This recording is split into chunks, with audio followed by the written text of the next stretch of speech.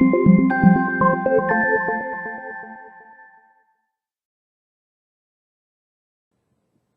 Jewish Mom. This past week, I was listening to a TED Talk, and I cannot stop thinking about it. It really, really stuck in my mind. It's a talk about happiness, given by happiness researcher Dan Gilbert. And so the first thing that he talks about is he explains that one of the newest parts of the human brain is the ability to imagine. The problem is that our ability to imagine is that we have a tendency that when we think of the future, that we tend to imagine that our personal reaction to something comfortable, wonderful, happy, joyful happening will be happiness, and our reaction to struggle, even suffering, challenges, will be a lack of happiness. And what he discovered was, in fact, not that. What he discovered is they did research, and you might have heard this before because it's an incredible finding. In his lab, then they found that a person who won the lottery, won millions and millions of dollars in the lottery, and a person who, Shalom Edah, became a paraplegic.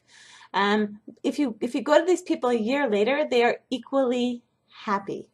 Okay, it's unbelievable. It sounds unbelievable, but it's actually true. So our ability to imagine fools us. We think that the paraplegic will be miserable and the lottery winner will be ecstatic, or at least very happy. But it's not that. Then both, so why is this? So Dan Gilbert explains that our brains, when we are in a given situation that we are stuck in, then our brain learns how to what he calls synthesize happiness, basically create happiness. Okay, and you might think, well, the lottery winner's happiness is more real than the paraplegic's happiness, but it's actually not true. Like on a scientific, emotional, psychological level, it's the same. The happiness is happiness, synthesized happiness, and otherwise and naturally occurring, this kind of spontaneous happiness. They are the same. They're same in terms of how we experience them. So one of the examples for this is that he told about an experiment that they ran at Harvard University, and they pretended, the researchers pretended that they were running a photography course and teaching people how to develop their own photos in a darkroom. So basically, they gave like a 6-hour course on how to develop photos in a darkroom, and really to make it seem like it's a real course and a real. And then what they did is they said, okay, at the end of these, so these students, they worked very, very hard, taking pictures of all sorts of pictures of like the Harvard experience, their roommate, their dorm room, their different buildings on campus, different people on campus, their favorite moments and places and people there at Harvard, and then so that they developed 2 pictures. The students worked very, very hard on them, developing them themselves. And at the end, they said to the students, okay, now you need to decide which of these you want. You have to give away one of them. So as part of the research, they had 2 groups. One of the groups, they said, okay, you have 2 pictures that you just work so hard of your favorite memories and people and places, and one of them one of them you have to give away. So one of them, they said, okay, you have to give us one now, and we're sending it away to research headquarters in England. You will never, ever see it again. Okay, and the second group, they said, okay, we're taking this from you, but you still have 6 days to change your mind.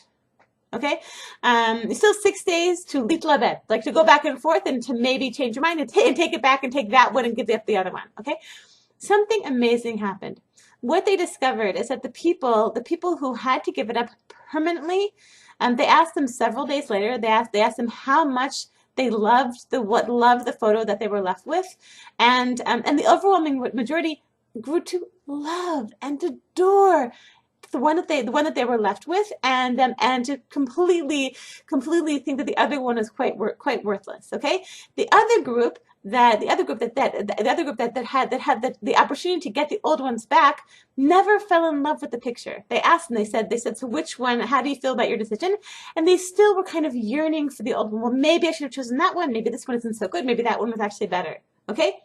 So, so another amazing thing that Dan Gilbert explains is that then afterwards they asked people, they asked like other people as part of the research.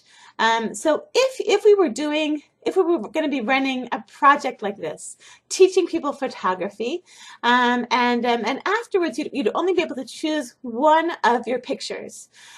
So one of the two pictures which you worked so hard on, would you rather A, have it taken away from you immediately and permanently, right? Or would you rather be given a chance, like 6 days, a 6-day kind of grace period, where you could still choose to take back the second one, basically? And the vast majority of people said that they would prefer to be given the 6-day grace period. So what's amazing is that people, given the choice, they choose misery. They choose the ability, like they choose kind of the indecisiveness and the lack of commitment, which ends up leading to sadness. Because what we understand from what we learned from this research and from everything else that Dan Gilbert has discovered is that when someone is stuck in a situation, like the people who had to send away those photographs permanently and immediately, then they end up synthesizing happiness. They end up finding that what they have is the best. Right? And the people who could go back and forth and they never synthesize happiness. They end up feeling kind of badly, well, maybe the other one was actually better. Okay? But given the choice, we choose that. We choose the indecisiveness. We choose the lack of commitment, which will make it impossible for us to actually synthesize happiness, actually feel real happiness about a decision. And we see this now like a lot, in like modern society. We see people, like if you ask people, like your average modern secular Western person dwelling in a Western country, you ask them, would you rather just like live together? Going out with someone, just live together? Would you rather take the risk of getting married and all the commitments and it's so heavy and maybe you'll get divorced?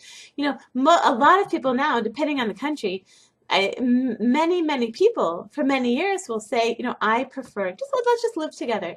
And in that way, in refusing to accept, in a refusal to commit, they're making it impossible for themselves to synthesize happiness. Dan Gilbert said he applied his principle also to marriage. Like how in marriage, when you're dating someone, he gives the example. He gives kind of a gross example, but let's say a person has kind of a very irritating habit. Okay, the person's always biting his nails. That wasn't what he said, but so the person's biting his nails all the time. And when you're dating, it really bothers you. But by the time you're married and you're committed to the person, it doesn't bother you anymore. You think, oh, he's such a wonderful guy, and he's so handsome, makes a good living. What a mensch, what a great guy. And he bites his nails. Who cares? Because by that point, because you have committed to the person, you synthesize happiness, right? In addition to, I think, also seeing the big picture and becoming a bit wiser. Like we also are by committing, we're able to synthesize happiness. Okay. So I think just in conclusion. So when we are committed, when we are kind of, for lack of a better expression, when we are stuck in a situation, our mind learns how to be happy. And when we are not stuck in a situation, we don't. Our body, so basically, in motherhood, we are so committed to a certain situation, to a certain family, to certain children, to a certain lifestyle of raising those children and having, and managing a family. And it can get very heavy. It can get kind of even overwhelming. And we kind of think, well, I'm kind of stuck in such a heavy commitment taking care of all of these children. But what we learned from Dan Gilbert's research is that by being in this very committed situation, we could maybe some people would even fantasize, of a life of freedom, of a life of lack of commitments, of a lack of just being, just living a life with lack of commitments and just freedom and just doing what I want. Unfortunately, unfortunately, that choice is like, it's like the people in the camera research and the camera, in the photography research project who said they'd really prefer the option of like a 6-day grace period.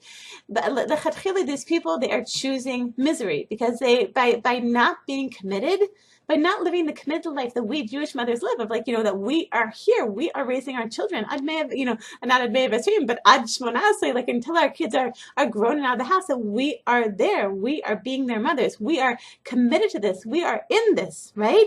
No letting go, no running away. We can't run away. We're here, right?